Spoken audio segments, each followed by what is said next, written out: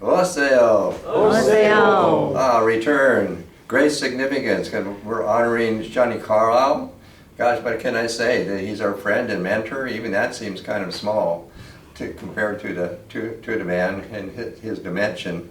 Very significantly, we have a man who has returned here to us today, Jim Ferris, who brought Shawnee to us in the first place so long ago, years and years ago.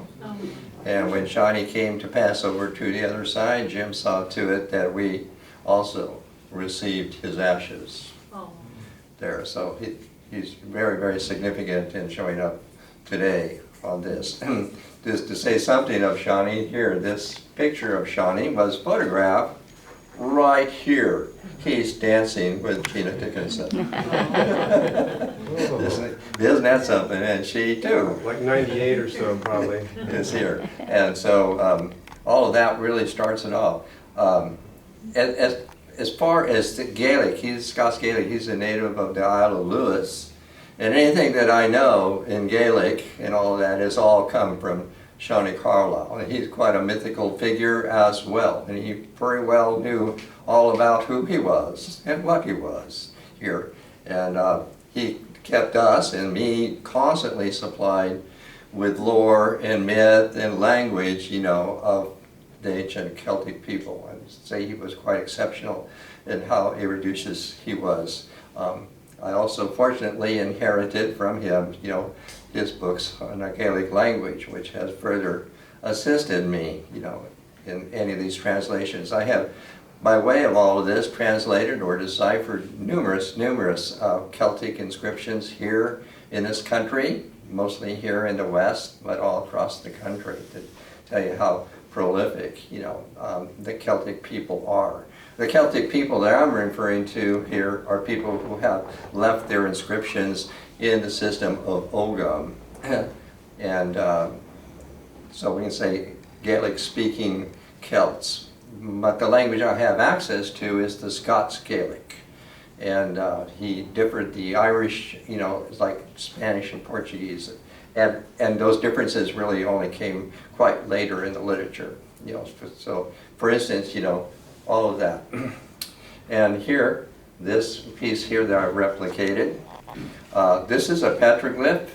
It's in the area, the Matorego Museum, which hosts, you know, all the lore and things of these hills behind Ridgecrest, where thousands upon thousands of petroglyphs, you know, are engraved. And in the front of the museum, they have actually replicated this one, which this is, my painting here is the actual size, and it's engraved very deeply in the rock. And it's really wonderful what he and this have to do with one another. So I have to do it a little bit, you know, this way. We have the Great Mother. The Celtic people, like Native Americans, are all matrilineal. So the Great Mother, Boan, Good Mother, any of that. So that's who she is. And so her first given son is called Dagda. That's from Dagostya, meaning we will gloss it as the good God. And so that's Shawnee, like that. And then his son in this linear way is Angus. And then we have a whole thing, we go on about Angus, we even have a tune of Angus. And then the son of Angus is Ogma. Now Ogma is really short for Ogma Grain. That is, he's the son of Grain, who is shining up above. And he's very principal in bringing about this system. They were trying to call this writing called Ogham. And he got that by looking into the eyes of his mother, Graina, and saw her eyelashes. And from her eyelashes, he was able to make out this system of Ogham. And for that, she rewarded him with her golden eyelash. That's what's on this figure. But who his son was, his son is Lug. And so that's another aspect. All of this region, the Owens Valley, is full of Celtic writings, among many other kinds of writings. So this just about embodies, you know, the principle of the ancient Celtic people that way. So this ostensibly is Ogma. At the same time, it's the druid. Druid is a Latin pronunciation for drog. The word dragon comes from it. So it's the body of knowledge. So that's who all of this is here. And it's just wonderful the way that this is all embodied. And I have to say, many of these things I knew beforehand, before that I knew Shawnee, but then with him, then the translations could come about. But this one wasn't really completed, even though I definitely had the tentative, until actually with his passing over to the other side, and that completed the meaning of what this is. And that makes this very, very significant there. So to try and outline some of this, you have this head here. I already told you the golden eyelash here, and this is a kind of maze. I mean, it is a maze, and it's a definite sequence to enter into these circles. You enter in by the third, and you go around to the second, and you go around the second till you come to the first, and then you go down to the fourth, and you circle the fourth until you come down to the seventh, and then you progress 7, 6, 5, and then 5 takes you into the center, 8. 8 is the octave of return. We're talking of the return. That's all what this is the return here.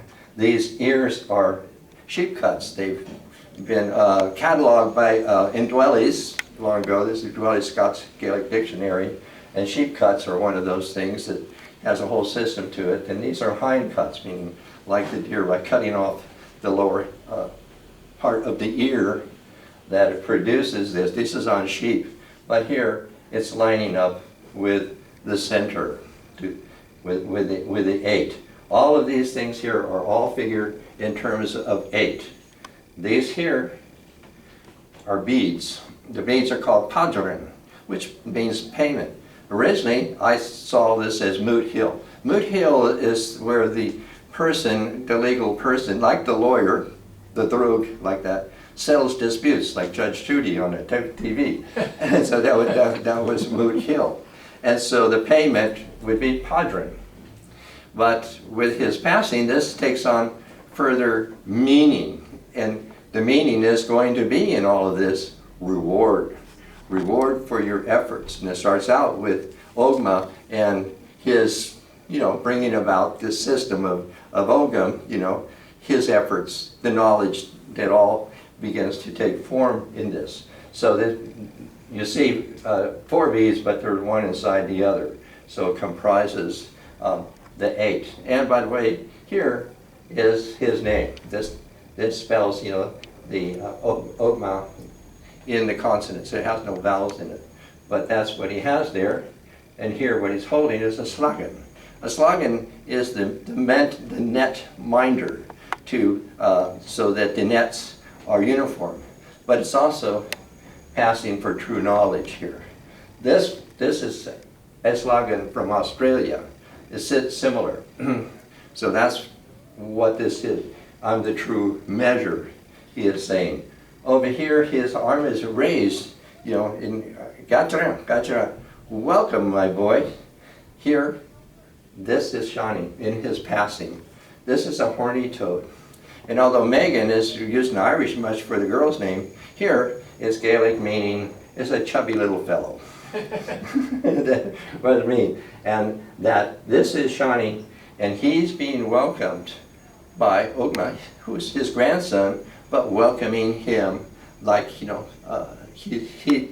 older, like that. And that's the way in the matriarchal culture. I'm named after my grandfather, so my father has to address me as I'm his senior.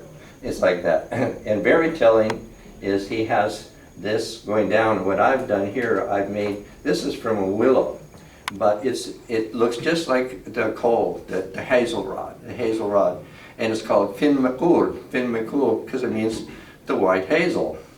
And the hazel secretes the milk. People shouldn't drink it, it's only for immortals. So that's what he's doing. He's suckling here the horny toad, Meg and Shiny, and to return here to the other side. And over here we have the serpent, probably the milk snake, with the eight turns, as, all part of this kind of knowledge, and very surprisingly, a glane. A glane is the glass egg of the serpent. It's mythical, but a glass ball was worn by these people, the Druid, in deciding legal things like that.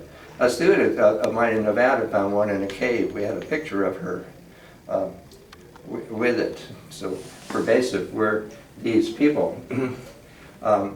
Also, I have two figures here. These are actually, I've copied them out from the Navajo sand paintings. Again, people being called Navajo, American Appalachian for the Naptini, who the roots of the language reveal their roots are from West Turkestan, but they have a very high incidence of Gaelic in their language, and mostly the outline of their custom and everything looks very, very much like the Celts. So very likely they have incorporated into their lore, at least, the earlier Celtic people. And here's, the horny toad, and here's very much look like this fellow here. And I have here the queen bee, since bees have been humming around lately, meaning basically that truth is honey, humankind is honey, the earth is honey. Madu is the word for honey, meaning there's mutual nourishment that the bee and the honey signifies to us. So that's why I have here. And I know, much to your light, I have found a nice little Mary Oliver poem for this. Okay. Morning in a new land, in trees still dripping night, some nameless birds woke, shook out their arrowy wings, and sang. Slowly, like finches sifting through a dream, the pink sun fell like glass into the fields, 2 chestnuts and a dapple gray, their shoulders wet with light, their dark hair streaming climbed the hill. The last mist fell away, and under the trees, beyond time's brittle drift, I stood like Ogma in his lonely garden on that first morning, shaken out of sleep, rubbing his eyes, listening, parting the leaves like tissue on some vast, incredible gift.